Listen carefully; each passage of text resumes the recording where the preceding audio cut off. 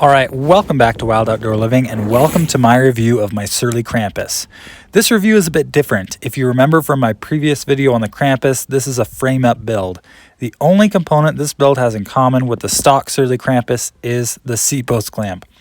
So as a result, this bike is about 4 pounds lighter than the stock build. I'm going to focus much of my attention on the frame itself, but I will briefly go over a couple of key things that make this bike ride different from stock to hopefully give you an idea of how you might want to build up your own. I have 29 by 2.6 inch tires on this build rather than the 29 by 3 that comes stock. The tires themselves are a fast rolling Bontrager XR2. This is the most notable change from stock as it makes this build considerably snappier and more nimble than any other Krampus or plus size karate monkey I've been on. The 29 by 2.6 give a good deal of cushion as well, and the BB still has plenty of clearance. For me, this is a great happy medium setup for how I'm using the bike right now. Part of what makes some Krampus builds feel a little bit tank-like comes from the particularly heavy tires they come spec'd with. A lighter and faster rolling 3-inch tire will likely still feel snappy and nimble, it just won't be quite to the level of the 2.6. The first thing I noticed about this Krampus was how smooth and damp the steel frame feels. I don't care what argument people try to make about how steel can't be more compliant than aluminum or carbon, etc., etc. I'm not talking about compliance. This is a rigid bike. If you hit an object, it's going to hit you back just as hard. The only thing offering any real compliance is the tires. I'm talking about how the frame transfers the little micro vibrations as you ride along. It's a subtle thing, of course, but it feels noticeably more dampened than other materials. I don't know if it reduces fatigue in any way, but it's just a more enjoyable ride feel. Not all steel frames ride well, but I can confidently say that this one does. I've touched on handling a bit, but I'll add that the steering on this bike feels very natural and balanced. It certainly isn't floppy, though not twitchy either. The bike is easy to hold in a straight line, just as easy as it is to rail a corner. I have the rear wheel slammed as far forward as it will go, just for reference.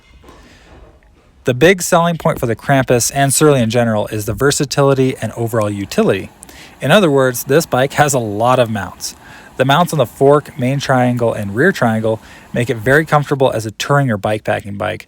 While the ECR specifically is more suited for bikepacking, the Krampus really appeals to me for being a really fun bike day to day, honestly where it's going to do most of its miles, while being entirely capable of doing a big trip at a moment's notice. Another great feature of this frame is being able to handle 3 different hub spacings in the rear dropouts. I'll probably always run boost wheels, but being able to quickly throw in a non-boost wheel in a pinch is a great feature, especially now when all bike parts are especially so sparse. The ability to easily go single speed is also great in a pinch. This bike is so versatile, in fact, that after riding for a while, I sold my Trek 920 as well. The Krampus just easily fills the previous roles of both my Trek Stash and Trek 920. One thing to note concerning the rear brake though, the frame lists 203 as the max rotor size on the rear. I can confidently say that won't fly if your rear wheel is fully forward in the dropouts. My 180 barely, and I mean barely, clears. It hasn't been an issue, but had I known, I might have put a 160 back there. So if it's not clear already, I'm very fond of this machine. But why? I primarily use this bike on gravel and paved roads and gentle single track, green and blue trails. I love it for a couple of reasons. A, it looks good. The simple aesthetics never get old, and the round tube steel frame just never really looks dated. It's just a classic at this point. But B, I enjoy riding bikes, and this just feels like a bike. It makes me feel like a kid when we ripped around on bikes and weren't concerned with any of the tech. We just rode, and that's what it feels like riding the Krampus. Every time I ride down one of those dirt roads or alleys here in town, I feel like, Elliot and his friends, when they try to outrun the feds on their BMX bikes so they can save ET. That's what it feels like sometimes riding this bike. You just feel like a little kid. The geometry and quality components are all working to keep the bike doing exactly what I need it to do, but it does that in an unobtrusive way. I think about the ride rather than the bike.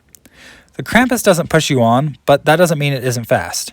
Judging by many new Strava PRs, I can confidently say that on certain terrain, it's one of the quickest bikes I have owned. It climbs great in and out of the saddle and cruises along flat terrain with ease, but it doesn't feel lame when you just plod along enjoying the view. On a pure trail ride, I take my Fuel EX, and on a mostly paved road or very gentle gravel ride, I'll take my Trek Checkpoint, but for everything else, I take the Krampus. If you have any questions or comments, leave them in the box down below, and be sure to subscribe as I do tech reviews like this and trail guide videos on a regular basis. We'll catch you later, guys.